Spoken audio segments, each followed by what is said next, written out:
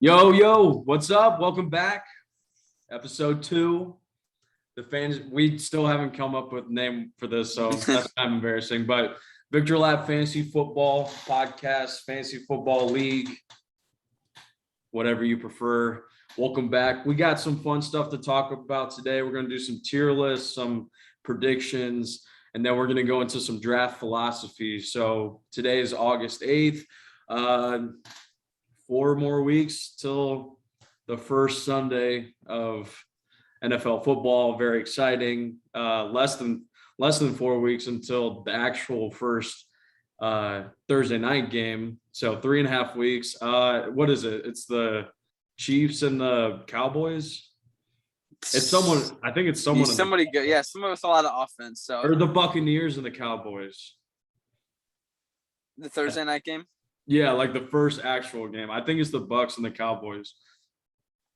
While you're checking that out, like I said, we're gonna do some rankings. You're correct. Cool. That should be a fun game. That could really throw a loop, like, because if the Cowboys won, it'd be like, oh, maybe the Cowboys are actually good, and then everyone that's just sucking Tom Brady's dick will be like, oh, well, they just lost to the Cowboys. So and then we'll look back in like January when Tom Brady's leading his team to another. Yeah, to be fair, the Bears beat Tom Brady last year in Thursday Night Football. So whatever. Not trying to rag on my own team too hard. Rest in peace, Seth. Like I mentioned in the first episode, Seth is a Colts fan. Carson Wentz, right. 5 to 12 weeks. So 4 to 11 weeks now, after surgery. So it's not even that too. It's Quentin Nelson had the same injury too, which arguably that's a bigger loss. And they've had some injuries on the defense too piling up. So it's not a great start to the new year for the Colts. Yeah, and I'm a Bears fan, so it's kind of talking. We've heard the rumors like Nick Foles and Carson teaming back up. So I bet you're really enjoying this right now. I mean, I'm rolling with Jacob Eason, Well, the other thing, not to get too deep, but if Carson Wentz doesn't play at least 75% of snaps, their pick that they gave up is only a second rounder instead of a first rounder. So, so if they can tread water for a little bit, but right, I think he's a good player. Like, he's just made of fucking glass. So anyway, so if you. We'll have a separate podcast on Victory Lap on the Victory Lap YouTube page too. Each week that'll be like the DGen Central page, and we'll talk about like teams and then like betting lines and over unders. So that'll be DGen Central. I think that's starting next weekend or 2 weekends from now. Stay up to date on our Twitter, Victory Lap Media on Twitter. We tweet out all the episodes too. So let's get into this. We're going to talk about 3 categories first, and then we'll get to draft philosophy later. So pull up my notes. First category we're going to do is top 5 wide receivers. So basically, like, this is the order, like, we in a perfect draft in our minds, the wide receivers would go. We're not really counting Travis Kelce here. We're just talking about the wide receivers. So I'll go first real quick. I'll start at 5. Got DeAndre Hopkins. Still one of the most talented wide receivers in the league. Really tough division. And he's got a lot of talent around him on that offense, but still amazing. Going to have plenty of red zone. I mean, the dude is massive. He's going to have plenty of red zone targets. Just worried about the other guys around him a little bit. And their schedule, even like where they finished in their team last year, it's going to be tough. Number 4. I don't even know if this is a shocker, but I've got Calvin Ridley as my number 4. Yeah. Crazy good opportunity for him this year. No Julio Jones. I think he's gonna blast off. And their schedule is so easy, especially against pass defenses. Number 3, got Stefan Diggs. No like star players around him. Even the running back game is kind of weak. And I think him and Josh Allen just created something really special last year. Like this could become the new Aaron Rodgers, Devontae Adams connection in the league, or it probably already is comparable to that. I mean, that explains the other two guys. I got Devontae Adams at number 2 and Tyreek Hill at 1. I mean, not much to say. The only reason I put Tyreek Hill above Devontae, they signed back Randall Cobb, so I think that hurts a little bit. And the offensive line for the Packers, a little injury prone, and the Chiefs' offensive line got a little better. Yeah, it's really hard to argue any of those top 5. I think this list is going to be the least interesting just because it's pretty, I mean, you could argue for some guys like DK or Keenan Allen or some of those guys, AJ Brown. But I have the same top 5 and a little bit different order, but sure. Generally, I mean, at 5, I have DeAndre Hopkins as well. I think while he might be the most like talented, I think with Rondale Moore, Christian Kirk, I think they got AJ Green too. Right. And with Kyler running a tons too, it's going to limit his upside, I think, as maybe the top 4 guys I have in front of him. Yeah, he's going to be pretty. I'll add that. No, go ahead. So I was just going to say red zone dependency is going to be pretty high for him this year. Exactly. He only had, I think, 6 touchdowns last year. So that's hopefully he can get more. 4, I have Stefan Diggs. I think, like as you said, everything is exactly true. I think what limits his upside, it's just ridiculous talking about limiting upside being a top 5 guy, but I think with Josh Allen's running ability as well and touchdowns as well, they did get Emmanuel Sanders too in the offseason, so that might take away some PPR catches from him. So, but it's not a detriment to be 4th ranked here. Right. And at third I have Calvin Ridley. Like you said, no Julio. He was, I think, finished wide receiver 4 last year. Yeah, it was unbelievable. His floor is so high and his ceiling is so high, it's crazy. It's ridiculous. I don't think if he stays healthy, he shouldn't be a top 5 receiver. And my top 2, I have just reverse from you. But I mean, like I said, it's hard to argue either way. I have Devontae 1. I think it's going to be a fuck you tour with Rodgers and Adams, probably very sad to hear in Green Bay. You made a good point about Randall Cobb though, which I didn't even think about, but I do think that might take some touches. But yeah, that only like check downs. Like Randall's just always, he's kind of like the Michael Thomas like equivalent for the Green Bay Packers. Like obviously not as good, but like he's just a check down option basically. So maybe Devontae loses a couple extra like 40-yard plus targets over the span of the season, but I mean, if you got a check down guy that's going to get you first downs, you're going to have more red zone visits. So it might just even out. I think the only reason I think with Stefan Diggs too, like it was hard to put him above any of those 2 guys because the Patriots defense is really good. Got to play them twice. The Dolphins defense is actually pretty solid too. Got to play them twice. And then with like the Jets, like, I mean, he might score like a touchdown, but like, do you really want to risk like your like best or second best athlete on your team, like in a game against the Jets who are building eternally and forever? So, I mean, exactly. he might be done by halftime in each of those games. So that's a little tough. I don't think they'll actually pull him. If I knew their schedule better, off the top of my head, which is important. We'll get into that when we get to the draft philosophy part of this podcast, but schedules are definitely important. So you got anything else to add to that? No, I mean, I think if you're getting one of these 5 guys, you're gonna be fine as long as they stay healthy. They're gonna produce, right? Regardless. I saw Tyreek scored in 12 of 15 games last year. Like he's pretty much an automatic touchdown every game that you play.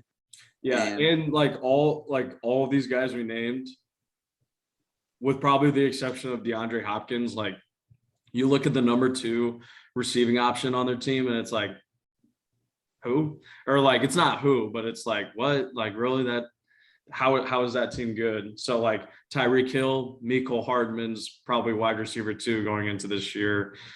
Devontae Adams, arguably Randall Cobb probably, right. Or I mean even like God, what's that? I'm not thinking of Tanyan. I'm thinking of Marquez Valdes-Scantling. him and the other guy. See, that's the thing. Like I'm saying other guys for a Green Bay Packers team that's gone to the NFC Championship like a handful of times over the past few years.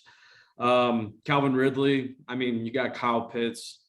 We'll get to him in a little bit too. Which list?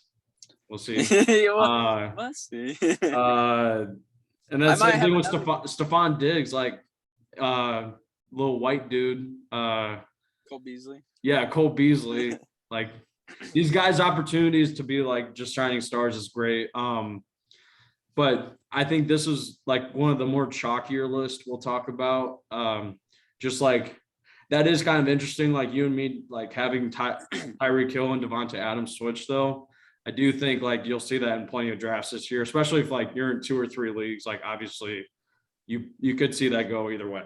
Yeah, and going back to this real quick, the strategy, it's like, yeah, these are pretty chalky. We have the same top 5, but it does matter when you're picking in the first round. You can only obviously have one of them. So having a tier system is very important. Like, you know, even though Adams is 1, if say you're picking 10, he might be there and you have a decision to make. So it is important in the sense, you know, personal case by case basis. Yeah. I would say the one thing I would be worried about, like if I did target Devontae Adams first, and like the picks that are going to take Devontae Adams and Tyreek Hill in this year, so all the leagues Seth and I do are full PPR 12-man leagues. Just clarification. And if you have questions about a 10-man league specifically, just like DM us or reply to our latest tweet on Victory Lab. I think the one hard thing about taking Devontae Adams with like the 8th or 9th pick, or maybe even he might go 7 or 6 for all I know. But if you take Devontae Adams at like 8 or 9, it kind of takes away your ability to draft Aaron Jones on the way back. And I love Aaron Jones. So that's like the only thing because neither of us would take Clyde Edwards Hilaire until probably like the end of late the second, 2, early 3. Early 3, exactly. So like you wouldn't have to worry about like getting blocked on getting that team's running back. Same thing with Stefan Diggs. You're not really blocking yourself from Zach Moss. Like he's going pretty late. Right, exactly. Calvin Ridley, that's the guy that was on the Panthers. Mike Davis, right? Mike Davis is on the Falcons, right? Yes, now he is. Yeah, but Todd Gurley stayed there too, right? I think he's a free agent still. Oh, they might have cut him or something. Yeah, he was bad. So and then DeAndre Hopkins, I thought I heard something about him getting hurt. Edmonds. Oh, Chase Edmonds. No, I'm thinking of a different guy, but Edmonds is good too. I was really close to putting him on one of these lists, but maybe Seth will have him, so I won't talk about it. All right, let's get to the next category. Let's do busts first. Okay. So you go first though this time. Okay. These are just to clarify, these are like guys that not necessarily like rookies, but like guys that are either rookies or like second years, or like guys that are coming off like a hot year that are going to go higher in fantasy drafts than normal. So I did all receivers. I know Matt did a little bit different, but I guess they'll give us a good perspective. So at 3 for bust, I got Corey Davis. I think he had a great year in Tennessee last year. Signed a pretty big deal in New York with the Jets. Projected kind of the number 1 receiver. It's hard to trust any Jet until Zach Wilson can prove that he's a good quarterback in the NFL and that they can establish a run game. I just think it's hard to trust any New York Jet at this point. Even, especially he's not in the slot either. So PPR wise, might not catch that many passes, and he's going to be touchdown dependent for a team that might struggle to score a little bit. Number 2, I got Juju. I know he's a little bit older than like a first or second year, but I was reading a stat. He only averaged 8.5 yards a catch last year. So he had almost 90 catches, but less than 1,000 yards. And that was with a lot of Deontay Johnson being hurt. And I think Claypool missed a few games without a running game too. he's the least dynamic receiver on that team. I think Claypool and Deontay have more raw talent, and that's going to shine this year. And also, I think with Najee Harris, they're going to run the ball more too, lessen it for Juju. And then my number one bust, which is I kind of cheated. And I don't think they're going to be necessarily bust, but I don't want any part of them really. And that's Mike Evans and Chris Godwin. I guess you can throw Antonio Brown in there too. Just a trio of guys stealing targets from each other. It's like, yeah, they might have, a week where they go off 20, 25 points, but Mike Evans, how many times last year? I think I read a stat. He had 4 games where he had 10 or less yards. Like, I don't want that, production being taken away by Antonio Brown. And especially when all those guys are going like middle third to like end of the 4th round. Like, right. And it's a little bit better than last year. Last year they were going like end of 2, so like a whole round earlier. So yeah, if they fall to maybe the 5th, but I don't think they will. Or like N4, like if you want running back, which we've seen people do before, that might be their strategy. Like, I can get like a Tom Brady receiver as my first wide receiver and after taking 3 running backs. So like that could be a strategy if you want to do that. But that's just saying in general, like don't overprice these 3 guys. Like don't take them in the 2nd or early 3rd. Right. I think they're going to have good years. It limits your upside. It's hard to know which one. So right. Okay. I agree. Okay. So my bust, I'm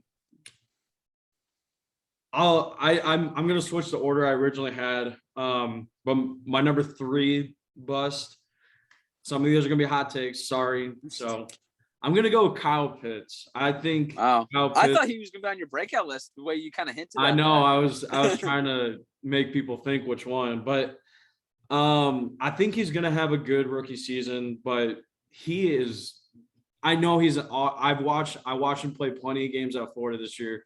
I know the kid's got some raw talent, but this is the Falcons. Like I'm not ragging the kid. I'm ragging the team.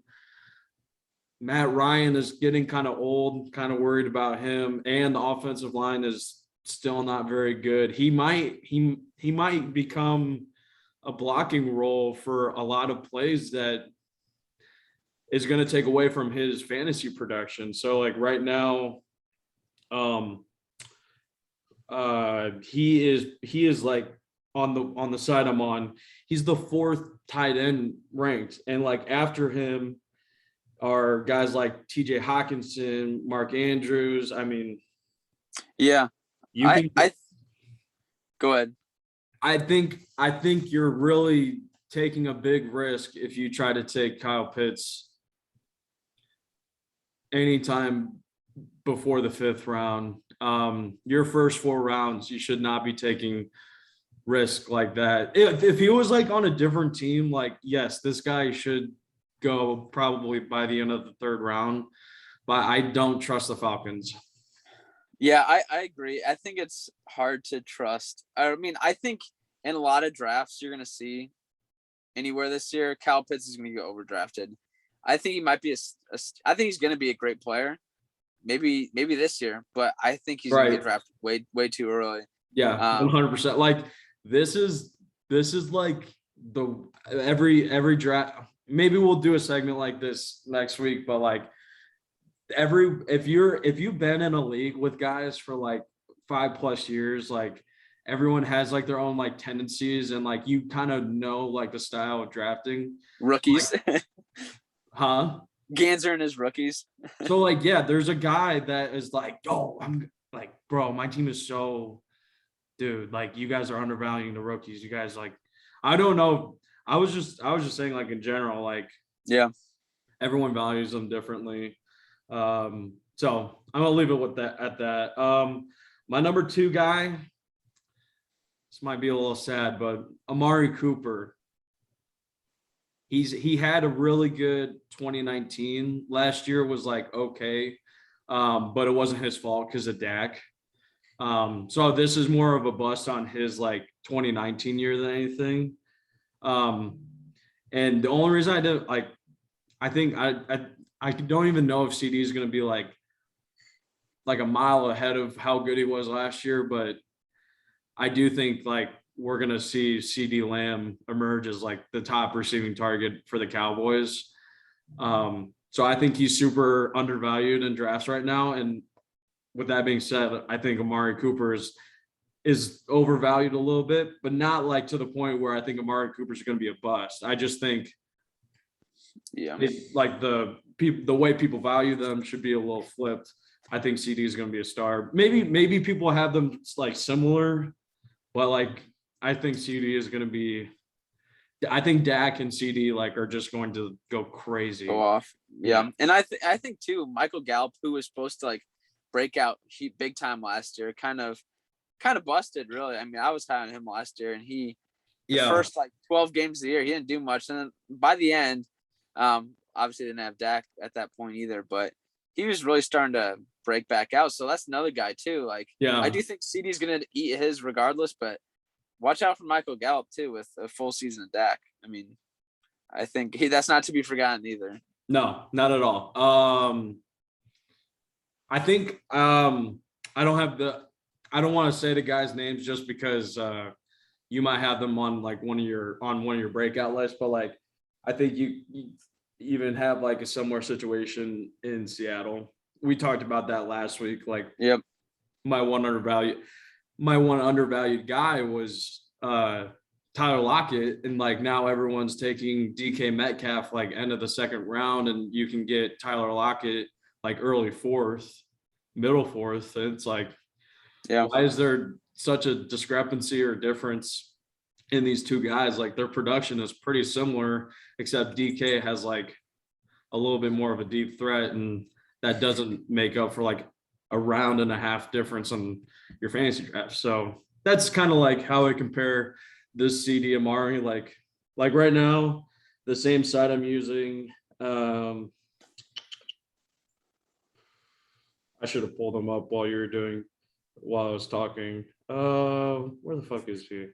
So this got CD Lamb 29 overall in full PPR, and it's got Amari Cooper 26 overall. So that would be pick 2 of the third round for Amari Cooper, and then pick 6. Yeah, pick 6. Or no, pick. What was 29, 26? Yeah, so Amari is projected to go pick 2 of round 3. 29 is CD Lamb. So 7. No, 5. I'm an idiot. 29 is 26. So it's 5. 3, So pick 5 of round 2. So that is a considerable difference, especially like because you have so much longer to wait in the middle of the draft between like picks 4 to 9 or 4 to 8. Like you have more time to wait for your pick to come back. So right there, if you're like a guy with like a pick like late side of third round, like I think CD Lamb is a great like number 1 wide receiver, especially like if you go running back. Like that'd be amazing. My last guy is gonna be James Robinson. This dude was the waiver wire must-have of last season. But you draft Trevor Lawrence, you draft his friend in Etienne. Etienne,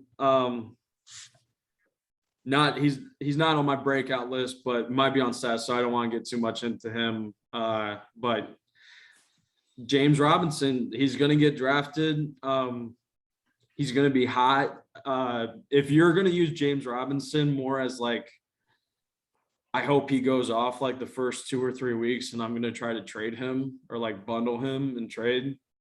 Great, that could be a very good move if you can draft him in, I don't know, maybe like around 6. Yeah, I was going to 6 or 7. 7, 6 to 8. Yeah. If you're trying to trade him, because then if you can trade him for maybe someone's like 4th round receiver, you're a little business entrepreneur. Here, go ahead. I'll try to. I think because that's might not be the worst strategy. It's a risky one, but I do think James Robinson will probably start the year just because he was great last year. It's to no fault of his own that he might be in your bust category, really. But yeah, if he starts the first couple weeks and he gets, you 20 points for the first couple weeks, hey, try to sell high because ETN's going to be coming eventually for his job, or at least split his job. So that you're right. I didn't even think it that way, but that is a risky, but could be a move that pays off. Yeah. ETN is definitely a good, and like I was saying, like on the other side, like ETN could be a great value pick in rounds 10 to 12. I don't know exactly where. I haven't done mock drafts like past the 9th round this year. So ETN is currently number 61 overall. So that would be the first pick of the 5th or 6th round. Oh, really? Yeah, first pick of the 6th. 12, 24, 36, 48. 5th round. Yeah, first pick of the 5th. Or last pick of the 5th round. Last pick of the 5th round. 5 times 12 is 60. 60. So, but that's the end of it. So he'd be so like the first pick of the 6th round. Right. Yeah. Yeah. Right at the turn. End of 5, early 6. You're right. And then I might just be stupid, but I'm having a really hard time finding James Robinson. Maybe this app. Oh, he's right here, 107. So this app is actually is agreeing with me at least. So I'm not using this app to prove my point. I kind of am, but I'm like, this app is kind of agreeing with that 107. So 8 times 12 is 106. Don't know. Well, 108, right? 108. Yeah. No, 96. Oh, 96. It 96. is. Yeah, it is 96. Fuck. Okay. We're smart. I know. No, 9. Yeah, because 9 times 12 is 108. Right. Yeah. So he's 107. So he's end of the 9th round. So this app kind of agrees with that way of thinking. That's going to round up. You have any like honorable mentions that you kind of popped in your head while we were talking for Bus? Let's try to see. If not, yeah. I mean, I could definitely think of some more, but I'll leave. We'll save them for next episode or something. All right, breakouts. Let's hear them, Seth. All right, breakout players. So like, kind of like the opposite, like guys that like maybe had a down year the past 2 years or 3 years, guys that haven't really had like an explosion of production, or rookies, obviously. So I'm going to start with another Atlanta Falcon. I know I'm getting too deep in this. Russell Gage. Hey, I think he helped a lot of guys last year. He's so fast.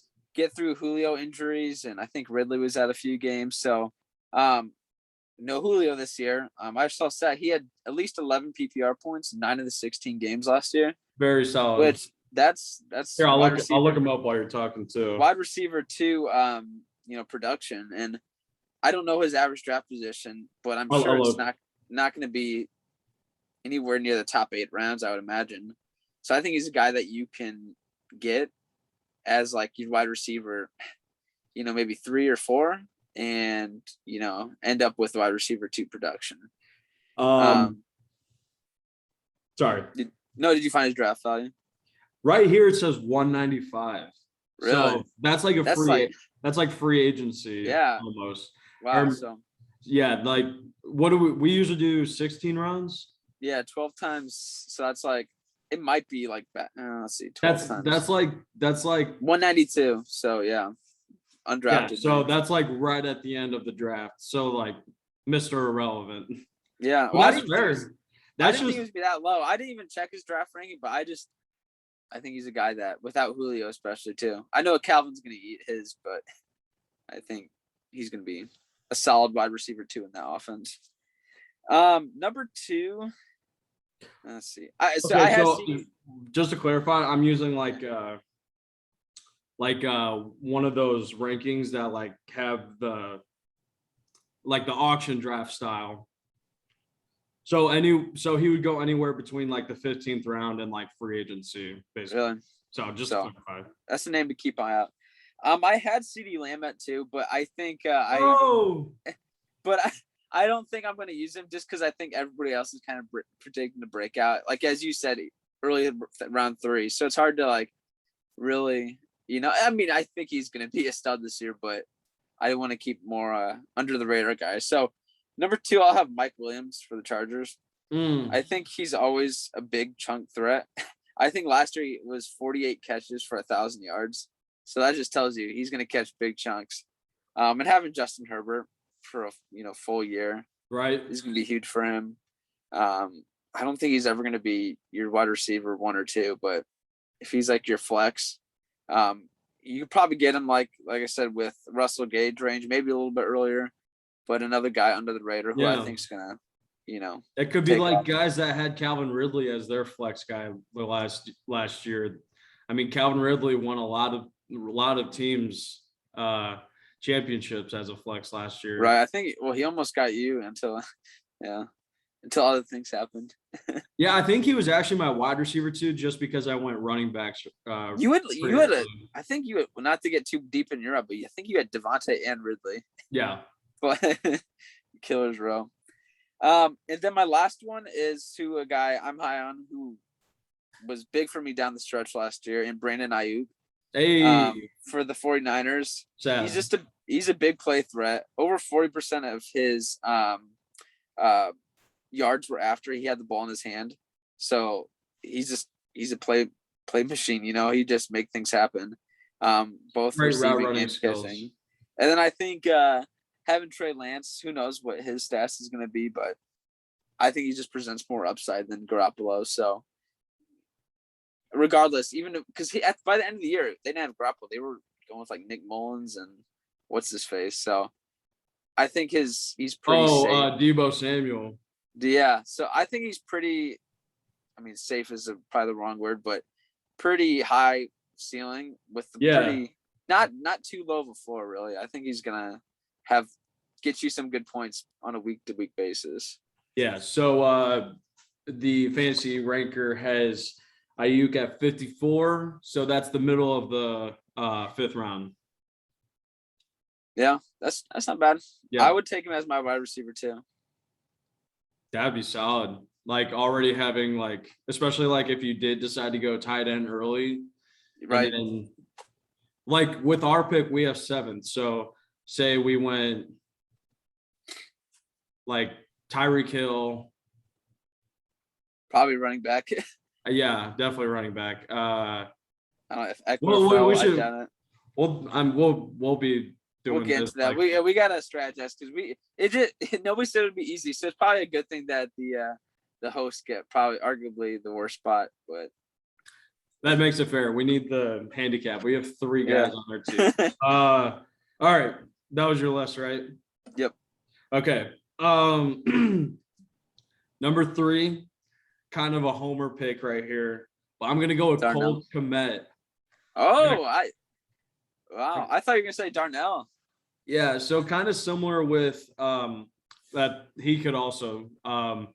I just think not knowing how long Andy Dalton is going to be the quarterback. I think Cole is set up in a better spot on those short crossing routes for Andy. And once they do switch to Justin, he's going to be a great little safety net for Justin to get comfortable with the offense. A lot of people complain that Justin Fields has a bad ability of scanning all of his options, but I don't think so at all. Just watch his film, it's crazy. And if he does have a problem with that, Cole Komet's going to be there a lot. It never really had any injury problems his entire first year, and he played a really decent amount of snaps, so that's really good.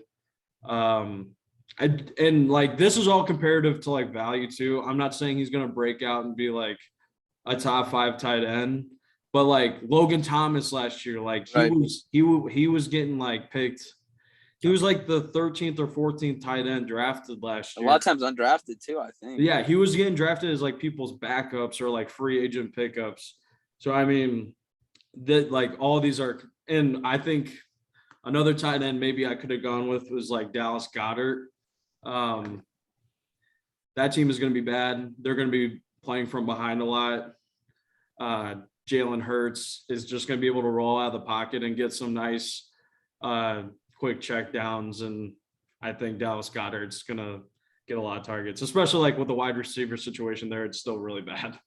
So like, yeah, Logan Thomas this year is 88. So that's like the middle of the seventh round. Seventh round, yeah.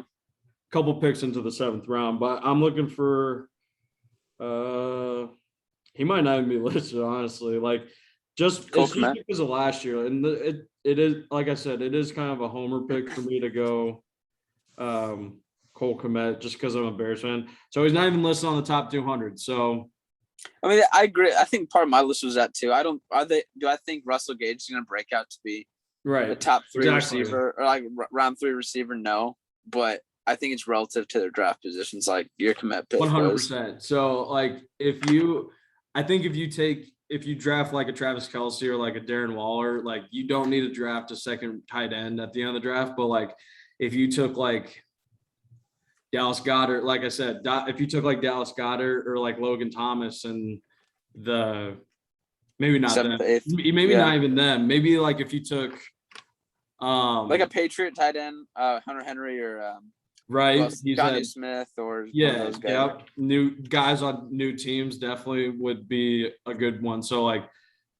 and these might not even be guys you draft. These are just guys like keep your eyes out on the waiver wire, but like if you do have a weaker tight end, like Cole Komet would be a great like round 15, 16 pick if you already have your defense or kicker, which you should probably definitely take your kicker in the last round. But I don't know. We'll talk about that at the end. It depends what league you're in, but sometimes we'll get to it. All right. Second number 2 on my list for breakout, Jerry Jeudy is going to become the number 1 receiver in Denver.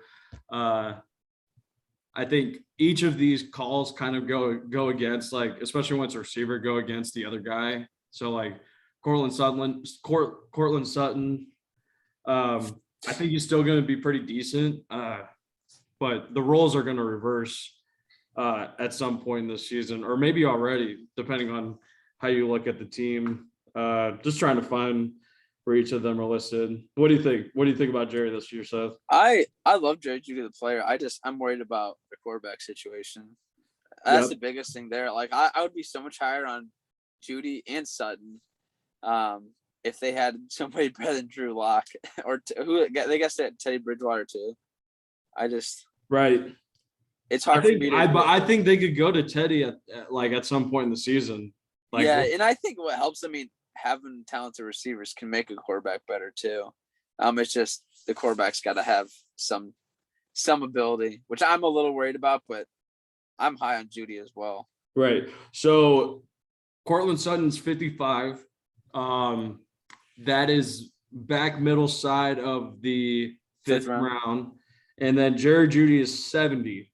7th round-ish. That is so 72 is 6 full rounds. So the end of the 6th round. So that's a lot of space in the draft board right there. That's like a very important piece of the pie to crafting a championship team. Like, are you really going to draft Cortland Sutton like a whole round and a half earlier before Jerry Jeudy? Like Jerry Jeudy, the drops. He's a rookie. He's a star. Like, he's so athletic. He's going to be fine. And the ball, like, he's going to have fun in Denver. He's so fast. Like, the ball being able to like just cut through the air in Denver. Like, I wouldn't be surprised if he has like 5 or 6 or like at least 4 or 5 touchdowns in Denver that are like from outside of, I don't know how far 30 yards. I was going to say like 40 or 50 yards, like in the air. Like, he's just going to burn his defender. Anyways, and that's a good thing about Cortland Sutton is like Jerry shouldn't be getting like strict double teams on defense all the time too. Okay. Number 1 breakout player for this year is going to be Clyde Edwards-Hilaire.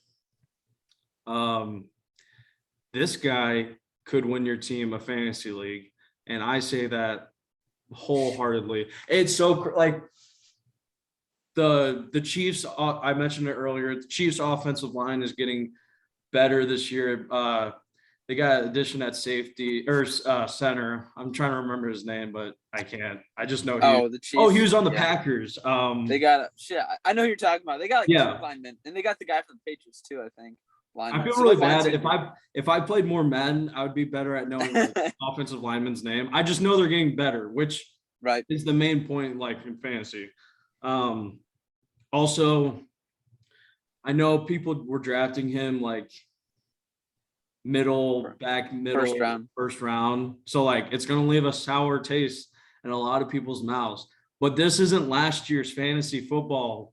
This is this year's fantasy football, and you're gonna get great value on him. He's going towards the end of the second, beginning of the third round. I'm gonna see what they have him on here. And while you're looking up, he's number 30. So this is the middle of the third round. Middle of the third round. Yeah. And you know why he's going to break out this year? Because I've been known to get rookie running backs a year before they break out completely. And then they go crazy. Like who? I know, Joe Mixon was crappy the past couple years, but he broke out the year before, like the year after his rookie year. Jonathan Taylor, I actually caught that one. He was great his first year. Who was the big one, though? Oh, shit, I got to try to think. But I haven't Gurley. Like Gurley, yeah, maybe. He was one. Gurley before, then now he's crap now. But this was. But he was fire year 2 and year 3. Yeah, a year after. It's like, are you freaking serious? A year after I draft them. But I'm glad I have him in a keeper league on Clyde Edwards-Hilaire, because I do agree with you. I think he's gonna break it out, and I didn't want to be too loud about it because I think. Hey, you know what? We do this fantasy podcast. We're in the Victory Lap Fantasy League. If the guys aren't going to watch our episodes, then like that's their own fault. But we're not holding anything back. We're not trying to give false information. That'd be stupid and a waste of our fucking time. Yeah. Like this guy could legitimately win you your fantasy league. And I think Andy Reid is a great fucking coach, and he knows he can't just rely on Tyreek Hill to be open every time. Like you have to be, and they lost Damian Williams. Damian Williams is now going to the Chicago Bears as well. So that's one less guy that can take. And Le'Veon, away. Not that Le'Veon was even good last year, but he just took away touches that didn't need to take away either. So no, and having Clyde in there like definitely widens the confusion on defense, like the plays you could run inside of like the 6 and the 7 yard line. So like Clyde has good hands. We just didn't really get to see it a lot in 2020. So maybe Andy Reid's got that in the playbook somewhere, and I don't know. I'm really high on him. You got any honorable mentions? I had a lot of some kind of guys that are not local, but like Michael Pittman. I would have probably had him on my list before Carson Wentz went down. Right. It's gonna be hard to have him at least early on. He could link up with Jacoby. Jacoby's still there, right? No, he went to the Patriots. Yeah, or no, the Dolphins. Oh, the Dolphins. Yeah. Or he came from the Patriots. I'm stupid. A couple other guys. Another hometown guy, kind of Darnell Mooney. I think the wide receiver too. Bear down for the Bears. He is. He really is. I didn't want to say Cole Comet and Darnell. Here, you keep going. I'll find where. Yeah, I just think because I think Justin Fields will be the starter there probably by week 4 at the latest. We play the Lions week 4, so at the latest, I think. I think there's still a shot he starts week 1. I think he should, but that's I guess the Bears call to make. But and then a couple other guys, Cardinals, Christian Kirk and Rondell Moore. I think they are going to be more than sufficient wide receiver twos on that team, especially without a running game. I mean, I think Chase Edmonds is okay. Oh, yeah, definitely. I think just having – we talked about him a little bit when we were talking about DeAndre Hopkins a little bit.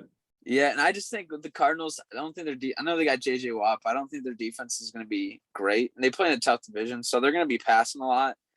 And their run game isn't just Kyler Murray running a lot of times, scrambling. And obviously with DeAndre and Christian Kirk and Rondell Moore, I think having pieces of Kirk and Rondell as like your wide receiver 5 or maybe a guy on the undrafted free agency to look out for are guys you kind of want to, look for. Yeah. So Darnell Mooney is currently sitting anywhere between 113 and 130. So I mean that's like the 10th like round. 9th, 10th round. Yeah. Yeah. I would take a stab in there. Absolutely. I had someone in my head earlier. We'll talk about more guys next week too, but just like a little like food for thought. Like I think where Michael Thomas gets drafted this year is going to be. Does he even get? I mean, he's out for a while. I mean, does he even get drafted in the first like 10 rounds? Like, I know he's going to be. It sounds like he's like guaranteed out 4 to 6 weeks. Like that's like the minimum. Like is 4 to 6. And the Saints might just end up like tanking the season to draft a quarterback next year. Yeah. But I like Jameis. I feel like Jameis could have gone on the breakout list as a quarterback. Like if you're thinking about quarterback value. And I'm also here. That's a great transition. So let's talk about that. We're going to talk about like some draft, good fantasy football draft. What was the word I used earlier? God, I'm so stupid. First I had a math and now I'm good at strategies or strategy. That's like basically a synonym for like the word philosophy. There we go. So like I'm one of those guys. I think the only time I've ever drafted a quarterback early and it worked out for me was when me and my friend Alex teamed up in this fantasy football league in high school, and it was like $140. So we like split the cost. And we took Peyton Manning in the first round because the stats for quarterbacks were crazy for that league. And he had the record-breaking season. So that's like literally that's it. I like taking quarterbacks late. I love that last year in another different league I won with getting Matt Stafford in the 10th round. Like you cannot beat that kind of thing. So like Jameis Winston, that's kind of my point. Like you could probably get him in like the 12th or 13th round this year. And he threw 30 touchdowns his last. Yeah, he did throw for 30 interceptions, but he had 30 touchdowns in Tampa Bay there, and he's going to have an even better offensive line. And Kamara, yeah, and even Jared Cook. Like I know he looked really bad in the playoffs last year. Like he damn near cost the Saints the game. Who was that against? Against the Bucks, right? Well, they played the Bears in the playoffs, didn't they? No, but Jared Cook like looked really bad like the next game too. Oh yeah. So they beat us in the wild card game, like the wild card round. Did they? I think they played the Green Bay then. What is it? And the Bucks beat the Rams. In my memory. Yeah, I know. I have like short term or like they lost to. Because it was the Rams, the Bucks. They beat the Bears and they lost to the Bucks. Yeah. Yeah. So the Rams lost to the Packers. Packers, right? Yeah. So Jared Cook, who was that other younger receiver? Tranquil or whatever. Traquan Smith. Traquan Smith. Yeah. What did I say? Tranquil? Wasn't that like a Notre Dame player? Drew Tranquil. Yeah. All right. So what do you think about what's your quarterback philosophy? How do you like to approach quarterbacks? So funny that you mentioned that. I always win a quarterback it's at least in our league that we do together high school wise. I'm always the last dude taking the quarterback. Usually I get burned on it. Last year I would have got burned on it as well, but I made a trade for Mahomes, which totally flipped my season around. But I still, even though I won the championship off, in large part due to Mahomes, it's just hard for me to take a quarterback. Right. The first 6 rounds, 6, 7, it's just, you can find guys like Stafford, as Nagy said, in the 10th, 11th round.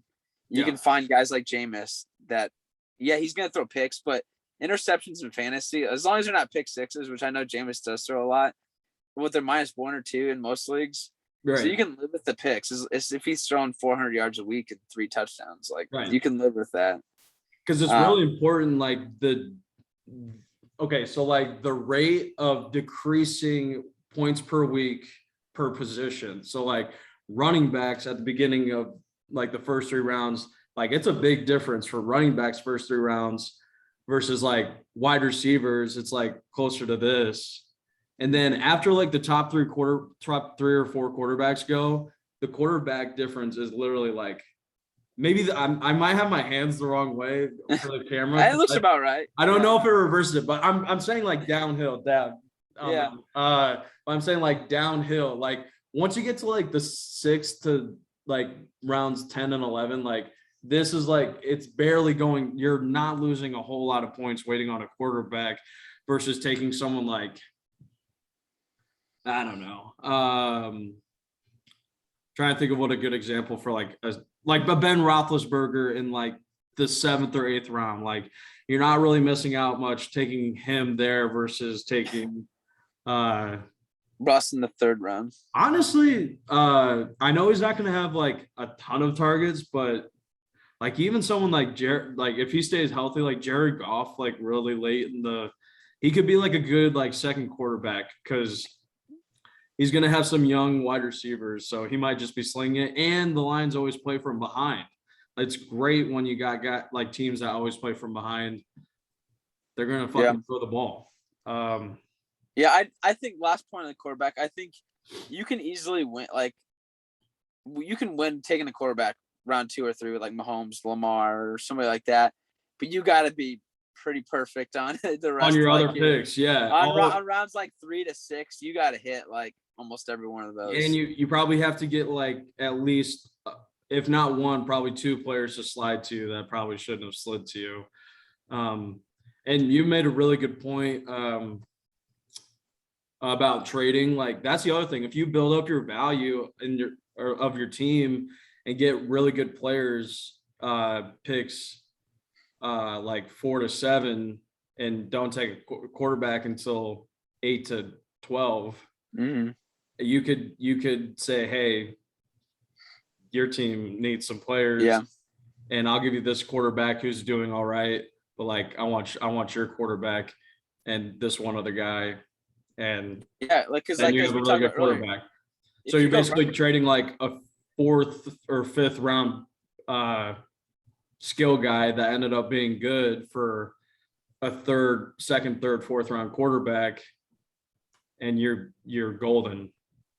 And I agree, because you're not really going to trade a quarterback with much success or get much value unless it's Mahomes or Lamar. So if your strategy, if you're going running back, you're going to have so much trade value. If theoretically all those break out your first 3 picks, you're going to have so much value where you might not even, you could probably get something back as well in return. Right. It's just if you take, Mahomes is going to be a stud. I get he's going to be probably a 2nd round pick. It's just, he's really the only guy that you're probably going to get fair value in a trade. Maybe it's just it's going to be hard to even take Russ or Rodgers or Josh Allen. Even you take them in the 3rd or 4th round and getting equal value in return on a trade. It's going to be hard. So maybe one more thing. I'm sure we'll talk about this. This will probably be our closing topic for each of the episodes leading up until our draft, at least. If you have a pick that is rounds that is like overall fourth or later, do not go wide receiver. You will not win your fantasy league, like at all. I shouldn't even say four, because you're not going to take a wide receiver at 4. If you have 6 or later, do not go wide receiver, because you're going to have to wait so long for your 3rd round pick to come back. And I'm just like looking at this list, like if you wait that long, on average, your number 1 running back is going to be, Clyde Edwards-Hilaire would be fucking fantastic. I doubt. If he does fall there, then that's a genius. That we already mentioned that though. Like if he lasts, because he's number 30 right now, so like hell yeah, then you're a genius.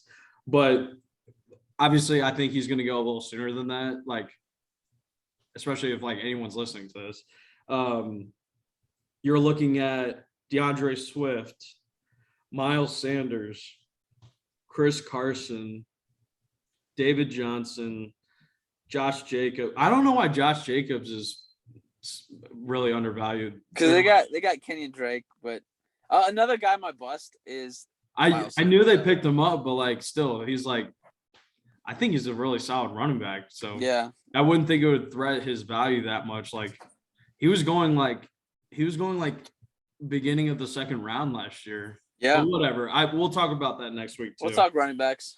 David Montgomery, which I guess that's not terrible value. Bear down. But yeah, you're not going to be able to do it. Yeah, it's going to look sexy on paper having like DeAndre and Devontae Adams per se. I think that's doable, honestly. If you have like the 10th pick, you could probably swing that, or like, right, Tyreek and Ridley, or Tyreek and, I think you could swing that. It's going to look sexy on paper, but you're going to be struggling, as Matt said. Yeah, but look on the other side. So, but if you decide to go at least a running back in the 2nd round, you can still get someone, and this is picks like 6 through 12 that we're mentioning.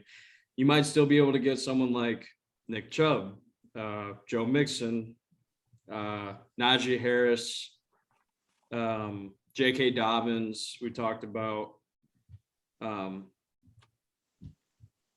Those just sound so much better, and like your production levels are going to be so much higher out of those guys in general. And a lot of those guys can also catch the ball a lot more compared to the other guys we named, especially so full PPR. That's like super important. And then listen to like the 2nd round receivers in that spot, it's like all the running backs. So like you're really reaching for a receiver at that point anyways. And then if you go wide receiver, late 3rd round, you're looking like Chris Godwin, Julio Jones, Mike Evans, Robert Woods, Tyler Lockett, like Cooper Kupp. It's almost a no-brainer that you should at least go running back 2nd round and receiver 3rd round. Like almost no how. And in those spots, like if you do go wide receiver in the 1st round, like wide receiver, running back, wide receiver is not like crazy bad for some of those positions, but like you'd obviously almost have to. You can't wait past the 4th round to have 2 running backs. That's a death sentence. Yeah, you're just praying, hoping for an injury at that running point. Backs is boring, but that's how you win fantasy football. Yeah. So we'll get more into strategies like that, and more into like the philosophy. And I'm sure Noah will have some great takes. I don't even know if I mentioned at the beginning of the episode, but he's on vacation, so bastard. I think we had some good discourse today. Yeah, I think it was a good first really big episode where we actually talked fantasy. Yeah, good tidbits. Next week, I think next week we are either gonna do like a mock, like on screen, shared screen, and like just talk about like what we're thinking about while we're going through a draft. I think that'd be really fun to kind of like hear like us, like what goes through our minds. So maybe we might do that next week or 2 weeks from now. But these are gonna be weekly episodes, so it's a lot of fun. I love fantasy football so much. We're probably gonna say that at some point until maybe like the middle of the football season if we're like 2-5 or some bullshit. Hopefully not. Our draft position, I'm glad we got a hard position because that gives us like more to talk about, more to think about, which is definitely more interesting to listen to for sure. So I think that's going to do it for us. Again, if you have questions about certain guys, questions about your draft spot, like DM us on Victory Lap Media on Twitter, comment on this video if you're watching on YouTube, or reply to our latest tweet. Anything with just gives us more to talk about. We're interested in that. So I think that's going to do it, Seth. Anything else? Fun? Not yet, but I'm just excited. I'm excited. Did you think about a fun fact for this week? Shit, no, I didn't. I did go karting earlier today, so that's kind of a fun activity. That is a fun fact. Fun fact. I had Chinese food yesterday, and there you go. It was the first time I ate out in a while. So, yum yum. Was your toilet feeling it after? Yeah. Oh, and no, not yet. It's about to after this. Not fun fact. It rained really hard on Friday night, and we had tea time for noon on Saturday, and the golf course was like, "Hey, you have to walk," and we couldn't get our money. We couldn't get our money back because we used an online discount server to get our tea time. So either we had to cancel golf altogether, which we weren't going to do, or we still had to pay the same price to walk instead of having. That's a fire fest if I've heard one. It was so hot, so humid. Anyway, but thanks again for listening. I hope that was kind of funny. We'll catch you all next week. Thanks again for listening. If you're fantasy drafted this week, good luck. Hope nothing but the best. Again, send questions to us. We'd love to answer. So take it easy and peace.